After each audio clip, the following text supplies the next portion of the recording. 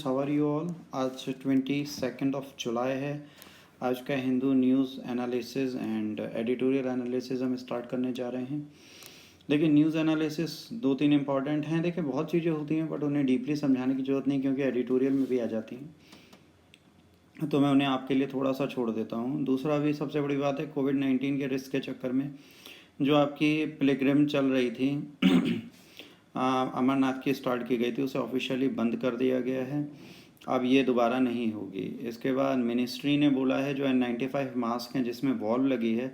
देखिए, वॉल्व में सबसे बड़ी प्रॉब्लम क्या होती है, वॉल्व जो होता है ये जो ड्रॉपलेट्स हैं उनको बाहर निकाल देता है, तो इन्फेक्शन को कर्व करने में बहुत ज़्यादा प्रॉब्लमेटिक है। तो आपको मास्क वो लेना है जिसमें इस तरीके का रेस्पिरेटर ना हो।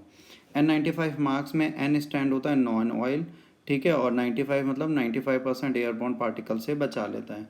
तो इसमें वॉल्व जो है ये नहीं लाना चाहिए। फैशन में ये नई चीज़ें आ गई हैं तो इनसे बचना ज़रूरी है। तो उसके लिए गवर्नमेंट ने भी कहा है और हम लोग भी इसके रेगुलेशन को फॉलो करेंगे, तो बिना वॉल्व के ही मास्क आपको लेने चाहिए। इसके बाद बेटा अगला है एक 35 ईयर्स ओल्ड केस था। 1985 में किंग मार दिए गए थे, ठीक है। तो उनके बाद में राजा अमान सिंह, इनको पुलिस ने इनकाउंटर में मार दिया था, बल्कि ये सरेंडर करने जा रहे थे उस टाइम पे। तो एक बहुत बड़ी कंडीशन थी। तो यहाँ पर बहुत सारी चीज़ें देखिए, पहले तो इनके फ्लैग और उसकी डी वैल्यू हुई थी, उस टाइम पे कांग्रेस की गवर्नमेंट थी, तो ये कंडीशन हुई थी। इसके बाद ये इंसल्ट हुई जब इनकी, तो वर्कर्स गए। उसके बाद जब ये मंडी से जा रहे थे अपने आप को सरेंडर करने, तो ऑन स्पॉट इनको मार दिया गया था। पुलिस वालों ने इनकाउंटर कर दिया था एक प्लान्ड कॉन्स्पिरेसी के थ्रू।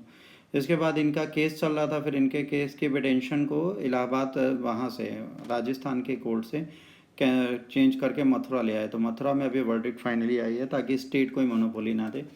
तो देखिए, एक और चीज़ हुई, तो जो पुलिसमैन थे उसमें सुपरिंटेंडेंट भी हैं, उन सबको आज की डेट में अपराधी घोषित कर दिया गया। एडिटोरियल सेक्शन पे चलते हैं। देखिए, एडिटोरियल सेक्शन में बहुत सारी चीज़ें हैं जो आपको आज समझनी है और पढ़नी है।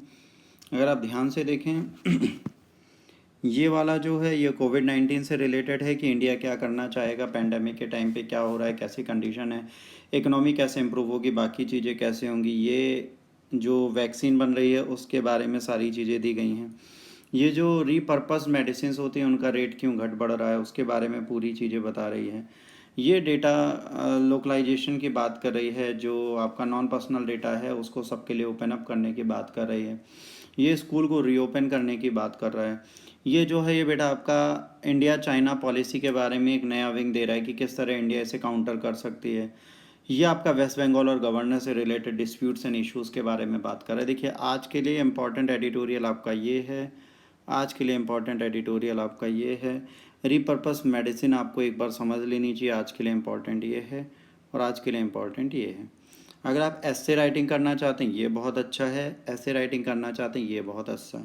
अगर आप थोड़ा पॉलिटी, गवर्नर और सीएम के रिलेशंस को देखना चाहते हैं तो पॉलिटी रिलेटेड ही एडिटोरियल अच्छा है।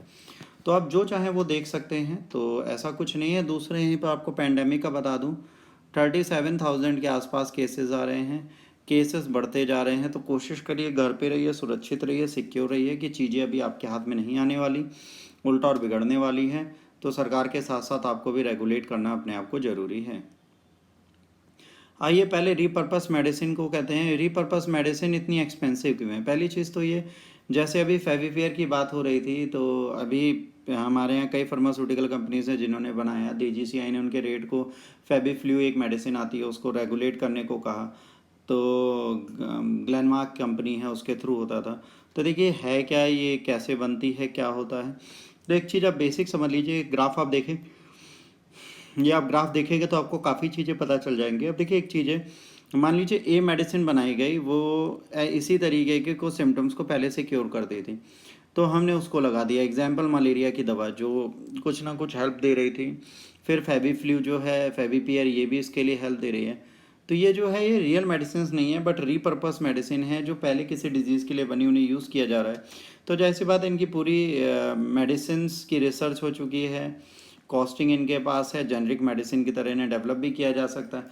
तो उसके बाद इन पर्पस मेडिसिन को इतना महंगा करने की क्या ज़रूरत है। इन चीज़ों पे ये एडिटोरियल था, तो ये आप देखेंगे तो आपको काफ़ी बेसिक चीज़ें इसमें समझ में आएंगी। तो एक बार आप इसे ज़रूर देख लीजिएगा। एक बार आप इसे स्क्रीनशॉट भी ले लीजिएगा और ये पूरा जो ग्राफ है इसे एक बार पढ़ लेंगे तो आपको बहुत हेल्प मिल जाएगी। इसके बाद वैक्सीन की बात की गई है। देखिए वैक्सीन, आपको पता है कोविड-19 के केसेस लगातार बढ़ते जा रहे हैं, चीज़ें बहुत बुरी कंडीशन में हैं, चीज़ों को सिक्योर करना बहुत ज़रूरी है और दूसरा इसी के चक्कर में पूरा वर्ल्ड बहुत तेज़ी से काम कर रहा है। तो देखिए 6 स्टेजेस होती हैं वैक्सीन की। पहले एनालिसिस होता है, फिर एक वैक्सीन डेवलप की जाती है, फिर उसका एनिमल ट्रायल किया जाता है कुछ दिनों तक, उसके बाद ये ह्यूमन ट्रायल में जाता है, फिर इसका जो मेडिकेशनल वहाँ की होती हैं वो इसको देखती है। उसके बाद जब एफडीए से अप्रूवल दे देती है, फूड डिपार्टमेंट अथॉरिटी और मेडिसिन अथॉरिटीज़, उसके बाद इस वैक्सीन का प्रोड्यूशन स्टार्ट होता है। तो आज की डेट में क्या है, हमने वायरस एनालिसिस किया, ये किया, इस ट्रायल को हमने वीक किया, इस ट्रायल पे हम आ गए इमीडिएटली, और इसके टेस्टिंग के रिजल्ट में भी 6 से 10 महीने लग जाते हैं। तो क्योंकि हमारे पास इतना टाइम नहीं है तो इसको इमीडिएट अप्रूवल के साथ मास प्रोडक्शन में हम डालना चाहते हैं। देखिए सिंपल सी चीज़ है, अगर हम ऐसी चीज़ों को इमीडिएटली मास प्रोडक्शन में डालते हैं तो किसका लॉस होगा, हमारा लॉस होगा। जाहिर सी बात है, अब ह्यूमंस को मान लीजिए अभी प्रॉमिसिंग रिजल्ट दिख रहे हैं, जैसे आप देख लीजिए ऑक्सफोर्ड ने जो वैक्सीन बनाई है उसके बहुत प्रॉमिसिंग रिजल्ट आ रहे हैं।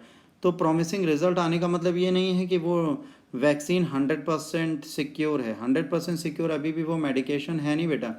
प्रॉब्लम समझिए, हो सकता है आज वो जिस चीज़ का ट्रीटमेंट कर रही है उसके बाद फ्यूचर में जाके वो और प्रॉब्लमेटिक दे, या एक न्यू डिजीज़, या आपकी बॉडी में न्यू चेंजेस ले आए, या आपका इम्यून सिस्टम और वीक कर दे फ्यूचर में जाके, या आपको कोई सीरियस थ्रेट दे दे आपकी फिजिकल बॉडी को या डेथ के लिए। तो जो वॉलेंटियर्स हैं वो तो ठीक है, उनके रिजल्ट्स को आप 8 से 10 महीने चेक तो करिए। आप उससे पहले वैक्सीन मार्केट में लाना चाहते हैं तो ये जो 6 स्टेज हैं इनको ब्रेक करने से बेहतर है कि आप इनको रियली में रेगुलेट करें, प्रॉपरली देखें, और मेडिकेशन को इतनी हड़बड़ी में ना लाएं या इतना ज़्यादा हौच पौच ना करें कि वो आपके सामने बहुत जल्दी आ जाए। प्रॉपरली टाइम लें, ठीक से इसको जज करें, टेक केयर करें, उसके बाद मेडिकेशन को मार्केट में लाएं, वरना ये हमारे लिए प्रॉब्लमेटिक हो सकता है। इसका देखिए वेस्ट बंगाल गवर्नमेंट की बात करें, वेस्ट बंगाल अभी ममता बनर्जी गई अमित शाह से मिलने, उनसे उन्होंने बोला कि गवर्नर साहब वहाँ पे बहुत ज़्यादा परेशान कर रहे हैं तो उनकी चीज़ों को भी इनको समझना पड़ेगा। धनकर नाम है उनका, तो वो बहुत परेशान कर रहे हैं। अब देखिए वेस्ट बंगाल हमारे लिए क्यों इंपॉर्टेंस रखता है। देखिए आपको पता है नॉर्थ ईस्टर्न रीजन में जाने के लिए हमारे को वेस्ट बंगाल की बहुत ज़रूरत है। वेस्ट बंगाल को अगर बात करें, इधर बिहार है, इधर उड़ीसा है, इधर आपका नेपाल है, इधर सिक्किम है, इधर असम है, इधर भूटान है, इधर बांग्लादेश है। तो नेशनल इंटरनेशनल दोनों बाउंड्रीज़ को ये टच करता है, बहुत इंपॉर्टेंट रोल प्ले करता है। इसको हम इस तरह नहीं छोड़ सकते कि आप सोचें कि नहीं इसको हम छोड़ सकते हैं और कोई प्रॉब्लम नहीं। नहीं, इसको छोड़ना बड़ा मुश्किल है, ये बहुत ज़्यादा इंपॉर्टेंस हमारे लिए रखता है, इसको हम नहीं छोड़ सकते। तो आपको पहली चीज़ ध्यान रखनी है कि गवर्नमेंट में गवर्नर का जो रोल है, गवर्नर रोल प्ले करे, गवर्नमेंट का जो रोल है वो रोल प्ले करे। अगर गवर्नर गवर्नमेंट के रोल्स में, जैसे दिल्ली में भी आप देखिए लेफ्टिनेंट गवर्नर बहुत ज़्यादा प्रॉब्लम क्रिएट कर रहे थे पहले केजरीवाल की गवर्नमेंट के लिए, तो एक प्रॉब्लम आ गई थी। ऐसे ही आज की डेट में वेस्ट बंगाल में जहाँ पर भी बीजेपी की गवर्नमेंट नहीं है या जो सेंट्रल रूल पार्टी है उसकी नहीं है, तो गवर्नर वहाँ पे बहुत ज़्यादा चीज़ें इम्पोज करने की कोशिश करते हैं। ऐसे किरण बेदी भी बहुत ज़्यादा इंपॉर्टेंस दिखा रही थी, वो भी बहुत ज़्यादा चीज़ें अपने हाथों में लेने की कोशिश कर रही थी। तो देखिए गवर्नर के पास एक लिमिटेशन है, आप पब्लिक इलेक्टेड कैंडिडेट हैं नहीं, आपके पास इतने बेसिक राइट्स नहीं हैं कि आप जो पब्लिकली इलेक्टेड मेंबर है उसकी चीज़ों को भी ना सुने या उसके डेवलपमेंट में आप बार बार आएँ और उसको इंटरफेयर करें। देखिए इंटरफेरेंस का आपको कोई अथॉरिटी या राइट नहीं दिया गया है, तो आपको ये चीज़ें बेसिकली याद रखनी पड़ेंगी, आपको ये ध्यान देना पड़ेगा और समझना पड़ेगा कि चीज़ें इस तरह नहीं चलती जिस तरह आप चलाना चाह रहे हैं। आपको चीज़ों को राइट डायरेक्शन में लाना पड़ेगा, प्रॉपरली ऑब्जर्व करना पड़ेगा, उसके बिना चीज़ें आपके लिए पॉजिटिव नहीं रहेंगी। तो ये एडिटोरियल भी आपके लिए बहुत इंपॉर्टेंट है, इसको भी आप प्लीज़ एक बार चेक कर लीजिएगा। आइए अब इंपॉर्टेंट है the main plans to counter the China policies. देखिए चाइना ने जो एलओसी किया, अभी फिर से जुलाई 14 को हमारी बात चल रही थी, बट अभी भी डिसंगेजमेंट की बातें प्रॉपरली नहीं हो पा रही। चाइना का ऑब्जेक्टिव बहुत क्लियर है, वो बफर जोन बना के रहना चाहता है, वो अपनी बॉर्डर को क्लियर करना चाहता है, आसपास की बॉर्डर को पकड़ना चाहता है, हिमालयन रीजन को कंट्रोल करना चाहता है। बिहेवियर उसका अनक्लियर है, 96 में हो गया, 2005 2013 में, तो जाहिर सी बात है उसके पास पावर इतनी तो है नहीं। वो भी जानता है इकोनॉमिकली उसे भी स्ट्रांग होना है और वो हमारे साथ लॉन्ग रन में तो बैटल कर नहीं सकता, बट वो फिर भी नेबरिंग एंड ऑल को परेशान करके बहुत सारी चीज़ें कर रहा है। मिस कैलकुलेशन वो भी नहीं करना चाहता, उसे भी पता है। और आज की डेट में हमें ज़रूर ध्यान देना है कि हम किन चीज़ों को कैसे करेंगे। 1998 में भी यही प्रॉब्लम आई थी। अब हमें चीज़ें समझनी है कि उसका नेबरहुड कैसा है, उसे क्या करना है। चाइना की इम्पोर्टेंट को देखते हुए इंडिया भी अपने आप को बढ़ा रहा है, तो आज की डेट में वो भी अपनी कंडीशन को स्ट्रॉन्ग करने की कोशिश कर रहा है। चाइना और इंडिया में क्या है आप ध्यान रखिए। देखिए यहाँ पे जो वेस्टर्न, मिडिल और ईस्टर्न सेगमेंट है उनके बारे में चाइना जो है कॉन्फ्लिक्ट हमेशा देता है। इंडिया का वेस्टर्न प्रोपोगेंडा है, चाइना टेरिटरी का एम्बिशन है, उसको इसे ध्यान रखना है, इसमें कॉन्फ्लिक्ट लगाता रहता है। दो इंपॉर्टेंट डेट्स हैं चाइना के लिए, पहला मेड इन चाइना और दूसरा चाइनीज़ स्टैंडर्ड। ये दोनों जो हैं इसके चक्कर में वो कोई लॉन्ग स्टैंड बैटल नहीं करेगा, उसका फ्यूचर डिपेंड करता है। इंडिया भी बहुत बड़ी मार्केट है, उसे समझना पड़ता है। बहुत सारे प्लान्स हैं, तो माउंटेनियस रीजन पे अगर वो जाना चाहता है तो मैं माउंटेन स्ट्राइक क्रॉप्स का डिवीज़न बनाना चाहिए। स्टेट ऑफ आर्ट वेपन्स में हमें ध्यान देना चाहिए। तो आपको ध्यान देना है कि आप किस तरह इन चीज़ों को डेवलप कर सकते हैं, आपको भी अपनी कंडीशन करनी है। डिप्लोमेटिक ऑफेंसिव हमें रखना चाहिए। हमें देखिए रिलेशंस इनसे अच्छे करने हैं, उसके ज़्यादा हमें ध्यान रखना है कि हम अपनी पीस कैसे बना सकते हैं। हमें बहुत पीसफुल रहकर चाइना के बारे में दुनिया को बताना है, कैसे उसके एक्सपेंशनिस्ट मूवमेंट है, कैसे वो एक्सपेंशन करना चाहता है। एक्सपेंशनिस्ट एम्बिशन अगर उसके लोगों को पता चलते हैं तो बेनिफिट हमारा ही है। हम बैटल की जगह चाइना के इंटेंशन को लोगों को दिखाएं। नए मूवमेंट में हमारी बहुत ज़्यादा वैल्यू है। हमें अपनी कंट्रीज़ के साथ, जो हमारी नेबरिंग कंट्रीज़ हैं उनके साथ एशिया और अफ्रीका में वेल डिज़ाइन टेक्निक हमें अपनानी चाहिए, जो आज भी एग्जिस्ट करती है, पर उसे अपग्रेड करके और स्ट्रॉन्ग करना चाहिए, ताकि हमारी नेबरिंग और जो हमारे एशिया और अफ्रीकन काउंटर पार्ट्स हैं उनके साथ बहुत अच्छे रिलेशंस बना सकें। हमें यूनाइटेड एड चाहिए, इंडिया और उन कंट्रीज़ के साथ हेल्प करके इंडिया उनकी हेल्प करे। तो जहाँ पर चाइना आना चाहता है उससे पहले हम कोशिश करें कि उनकी कंडीशन को अच्छा करें। हमें अपनी इंटेंशन को ध्यान रखना चाहिए, टैक्टिक्स हमें ध्यान रखनी चाहिए, क्वाड का रिलेशन जो उसमें हमें अच्छा रखना चाहिए। हमें यूएस हो गया, जापान हो गया, ऑस्ट्रेलिया हो गया, ठीक है, इन सब के साथ, रशिया, इन सब के साथ हमें रिलेशंस अच्छे करने इंपॉर्टेंट है। क्वाड जो हमारा है यूएस, जापान, ऑस्ट्रेलिया के साथ, उसको हमें और स्ट्रॉन्ग करना चाहिए। इंडिया को नेबरिंग में नेपाल हो गया, बांग्लादेश हो गया, ईरान हो गया, वियतनाम, इनसे रिलेशंस अपने अच्छे करने चाहिए। बहुत ज़्यादा ध्यान देना चाहिए। देखिए नेपाल से हमारे रिलेशन ख़राब चले हैं, बांग्लादेश से भी ख़राब है, ईरान से हमारे ख़राब हो ही गए, अब अकेले वियतनाम का हम क्या करेंगे। हमें भी ध्यान रखना है कि ईरान से भी हमारे रिलेशंस अच्छे रहें। जो चीज़ें हुई उसमें हमारी भी गलती है, हमें उन गलती को ढूंढना चाहिए, उन पर ध्यान देना चाहिए। अब दूसरी चीज़ ये कि इंडिया डाइवर्सिटी में यूनिटी ढूंढता है, तो हमें अपनी कंट्री को भी देखना है, अपनी कंट्री के अंदर भी हमें ध्यान देना है कि हम अपनी कंट्री को स्ट्रॉन्ग रखें। एक बहुत अच्छी इमोशनल बॉन्डिंग अपनी कंट्री में हर स्टेट मैन के साथ रखें और हमें एक यूनाइटेड बॉन्ड बने रहें, हमारे साथ फ़ायदा होगा।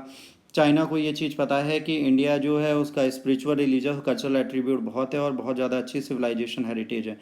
हमें ग्रेटर लिंक्स इस्टेब्लिश करने चाहिए यूएस और वेस्ट के साथ। चाइना, जाहिर सी बात है, इंडिया के साथ ऐसे अटैच नहीं हो सकता। हमें स्पिरिचुअल लीडर जो हैं दलाई लामा, इनसे जो हम थोड़ा दूर हुए थे वेस्ट के चक्कर में, और चाइना के साथ अपने रिलेशन इम्प्रूव करने के लिए हमें वापस इनके बारे में सोचना चाहिए और इनके साथ एक पॉजिटिव रिलेशन बनाने चाहिए, ताकि इनके साथ हमारे रिलेशंस अच्छे रहें। दलाई लामा के साथ डाउट नहीं होना चाहिए, क्योंकि बहुत इंपॉर्टेंट है, सिंबल ऑफ होप है, सिर्फ इंडिया के लिए नहीं, कई सारे ग्लोब में लोग हैं जिनके लिए। तो हमें दलाई लामा से रिलेशन अच्छे करने चाहिए और हमें ध्यान रखना चाहिए जो एंटी चाइनीज़ पॉलिसीज़ है उस पर हम ध्यान दें। देखिए इतना अगर हम नहीं करेंगे तो हमें प्रॉब्लम होगी, तो हमें कोशिश करनी चाहिए इन बेसिक चीज़ों को करके हम चाइना को काउंटर करें। चाइना को काउंटर करने के लिए हमें रिलेशंस अपने नेबरिंग से, अदर लोगों से, वेस्ट में जो कंट्रीज चाइना के अपोजिट हैं उनसे, जो इनसे बॉर्डर डिस्प्यूट्स हैं उनके साथ हम बेहतर रिलेशन बना सकते हैं। उसके साथ हमें बेसिकली ध्यान रखना है कि जो हमारे नेबर्स हैं, जैसे पाकिस्तान है, श्रीलंका है, नेपाल है, भूटान है, म्यांमार है, बांग्लादेश है, इवन अफगानिस्तान और ईरान से भी रिलेशन अच्छे करने, अगर हम पाकिस्तान से नहीं कर सकते तो हम rather than going for a blame game, जो ईरान के साथ हुआ हो चुका, बट हमारे पास जो भी अभी वेज हैं उनसे हमें उसके साथ रिलेशन अपने अच्छे करने की कोशिश करनी चाहिए। वैन स्कूल विल ओपन, जाहिर सी बात है बहुत बड़ा कंसर्न है स्कूल कब ओपन होंगे। स्कूल की कंडीशन बहुत बुरी चल रही है, स्कूल खुलने के आसार है नहीं। वेस्टर्न वर्ल्ड में फिर भी खुल सकते हैं, इंडियन वर्ल्ड में खुलने में बड़ी प्रॉब्लम है। स्टूडेंट्स हैबिट कैसे बढ़ेगी, ऑनलाइन एजुकेशन ले रहे हैं बच्चे, घर पे बैठे हैं। जो बेटा स्कूल खुलेंगे बच्चे वापस स्कूल जाएंगे तो उनकी प्रॉब्लम बहुत अलग होगी। अब उनके दिमाग में एक इम्पैक्ट रहेगा क्या होगा। उससे बड़ी इंपॉर्टेंट चीज़ है कि जब स्कूल खुलेगा तो कैसे फिजिकल डिस्टेंसिंग स्कूल फॉलो कराएंगे, कैसे वॉशरूम एंड प्लेग्राउंड्स में बच्चे रहेंगे, क्या कंडीशन वहाँ पर इनकी बनेगी, कैसे बच्चों की कंडीशन ये सही करेंगे। इसके बाद टीचर्स और कैसे डिसिप्लिन मेंटेन करेंगे। देखिए स्कूल में डिसिप्लिन मेंटेन करना बड़ा स्कूल मुश्किल होता है। मूवमेंट ऑफ बसेस जो स्कूल की है वो कैसे रेगुलेट की जाएगी। इसके बाद पेंडेमिक ने बहुत सारी स्कूल की प्रॉब्लम करी है, कई स्कूल में चिल्ड्रन स्कूल से बाहर हो जाएंगे। हेल्थ लाइफ ये बहुत इंपॉर्टेंट है, बहुत सारे पुअर माइग्रेंट थे जिनके पास खाने के लिए पैसे नहीं है, तो फ्यूचर में स्पेंडिंग लेस करेंगे एजुकेशन में, तो स्कूल में ड्रॉप आउट बढ़ेगा। एक्सपेंड लेस करेंगे तो उनके साथ प्रॉब्लम होगी। अब जाहिर सी बात है इससे रिजल्ट क्या होगा, कई सारी जब तक वैक्सीन फाउंड नहीं होगी तब तक स्कूल एजुकेशन बहुत बुरी तरह अफेक्ट करेगी, बच्चों के माइंड पर भी बहुत बुरा असर पड़ेगा। पॉवर्टी जो है वो स्कूल का एक्सेस बच्चों का पेंडेमिक के बाद ख़त्म कर देगी, तो हमें इस पे भी प्रॉपरली ध्यान देना है कि हम इस चीज़ को कैसे कर सकते हैं। एपिसोडिक मेमोरी जो है यूथ के अकॉर्डिंग, यूथ के कंपैरिजन बच्चों में ज़्यादा रहती है। जैसे आप बच्चे को डरा दें कि सो जाओ वरना भूत आएगा, ये आएगा, तो बच्चा उसे ध्यान रखता है, तो वो सोता है, डार्क में रहता है, तो वो फोबिक बन जाता है। वैसे आज हम बच्चों को क्लियरली दिखा रहे हैं कि बाहर निकलोगे तो ये हो जाएगा, ये हो जाएगा, फिजिकल डिस्टेंसिंग कैसे फॉलो करनी है, ये सारी कंडीशंस है। आज बच्चों को हमने इतना डरा रखा है कि बच्चे मेंटली प्रिपेयर ही नहीं है बाहर जाने। जब स्कूल खुलेगा तो उनका माइंड इसको कैसे डील करेगा, और किस तरीके के प्रोग्राम्स स्टूडेंट्स और स्कूल चला सकते हैं बच्चों के लिए, टीचर्स और स्कूल मिला के चला सकते हैं कि काम हो। अब जाहिर सी बात है आज पेंडेमिक जो है एक नई वोकेबलरी शेयर कर रहा है लोगों के साथ। आइसोलेशन में रहने के और इंटरडिपेंडेंट होने के कारण आज की डेट में जब बच्चे वापस जाएंगे तो उनको नॉर्मली कोप अप करना बड़ा मुश्किल होगा। तो जाहिर सी बात है हमें इस एक्सेलरेशन को ध्यान रखना है। सीवियरली इफेक्ट है ये वायरस, अब हमें देखना है फ्यूचर इसका क्या होगा। तो हमें बहुत सोच के इन चीज़ों का डिसीजन लेना पड़ेगा ताकि हम दुनिया को बचा पाएँ और चीज़ों को रेगुलेट कर पाएँ। रोबोस्ट डेटा रेगुलेशन की बात है बेटा, देखिए सिंपल सी चीज़ है, डेटा लोकलाइजेशन करना एक बहुत ज़रूरी चीज़ है। हम इसको बिल्कुल नहीं कह रहे कि नहीं करना चाहिए, लोगों के लिए अवेलेबल बनाना चाहिए। इससे पहले आप ध्यान रखिए consumer behaviour trapping. Consumer behaviour trapping क्या होती है, जो मर्चेंट कंपनीज होती हैं, जैसे आप कोई भी चीज़ बार बार सर्च करते हैं तो आपके सर्च करने के बाद क्या होता है, वो आपका बिहेवियरल ट्रैपिंग करनी स्टार्ट कर देती है। और यही आज की डेट में नया मर्चेंट का साइट है। मान लीजिए आपने बार बार एक स्मार्ट वॉच ढूंढी तो वो इस ट्रैप को ट्रैक कर लेगा, और जो ऑनलाइन कंपनीज इस डेटा को एक्सेस करती हैं वो आपकी टाइमलाइन, आपके सोशल मीडिया, हर जगह आपको यही चीज़ें बार बार दिखाएंगी। तो इंडिया में अभी इसका कोई भी ऐसा लॉ नहीं है। जो कंपनीज डेटा को यूज़ करती हैं, जो कंज्यूमर ट्रैपिंग और कंज्यूमर बिहेवियर ट्रैपिंग करती हैं, उसको कैसे यूज़ किया जाए। तो उसके लिए कमेटी बनाई गई है कि हम जो नॉन पर्सनल डेटा है उसको लोकलाइज करें ताकि जो हमारी मर्चेंट कंपनीज़ हैं वो भी इसका बेनिफिट उठा पाएँ और लोगों के लिए चीज़ें कर पाएँ। देखिए करना बहुत बड़ी चीज़ नहीं है, आप ज़रूर करिए, आप कोशिश करिए कि कैसे इसे यूज़ करेंगी, क्या करेंगी। बट पहला क्वेश्चन ये आता है कि अभी तक आपने पर्सनल डेटा प्रोटेक्शन तो किया नहीं, अभी तक आप personal data protection bill pay काम कर नहीं रहे। अब नॉन पर्सनल डेटा प्रोटेक्शन की बात कर रहे हैं और इसे लोकल करने की बात करें। लोकलाइजेशन भैया फॉरेन में किया जा सकता है, इंडिया में कैसे करेंगे, इसके बहुत सारे चैलेंजेस हैं, आपको ध्यान रखना है। देखिए कंज्यूमर बिहेवियर ट्रैपिंग करने में सबसे आगे यूएसए है और चाइना है। ये लोगों की डिमांड एंड सप्लाई को समझ लेते हैं और उसी के हिसाब से प्रोडक्शन करते हैं, इसीलिए हब है मार्केट के। तो ये करना बहुत बेनिफिट होगा हमारे लिए भी, हमारी कंपनीज़ के पास भी फ़ायदा होगा कि फ्यूचर में हमारी यूथ क्या चाहती है, मार्केटिंग सर्वे से क्या हमें पता चल रहा है। तो ये कंडीशन पॉजिटिव है, बट इसको किया कैसे जाएगा इस पर अब इस पर क्वेश्चन है कि कमेटी कौन सी बनी है, क्या कर रही है, इस पर आपको ध्यान देना है। इसके लिए आपको मैंने मेंस राइटिंग का क्वेश्चन भी दे रखा है, ये भी आपको कमेटी और चीज़ों के बारे में सारी डिटेल दे रही है।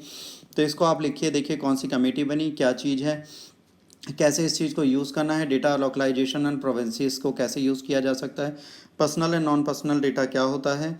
तो इनके डिफरेंसेस के साथ एक वैसे 250 वर्ड्स में लिखने की कोशिश करिए, आपको 100% हेल्प मिलेगी। आज का लेक्चर बेटा इतना ही। अगर आपको लेक्चर अच्छा लगा तो प्लीज़ लाइक, शेयर और सब्सक्राइब करना ना भूलें। अगर आपको कोई भी इशू लगता है प्लीज़ डिसलाइक करें, कोई इशू नहीं है। बट डिसलाइक करते हैं तो प्लीज़ कमेंट बॉक्स में ज़रूर लिखें कि आपने इसे डिसलाइक क्यों किया है। बाकी कोई पर्सनल बायाज़ हैं, कोई भी अदर इशूज़ हैं, तो प्लीज़ उनको कमेंट बॉक्स में ना लिखें। और ऐसी चीज़ें करने से आप अपने आप को ही ब्लॉक करने के लिए मजबूर करते हैं, तो ऐसे काम ना करें। God bless you all, take care, bye bye, stay blessed.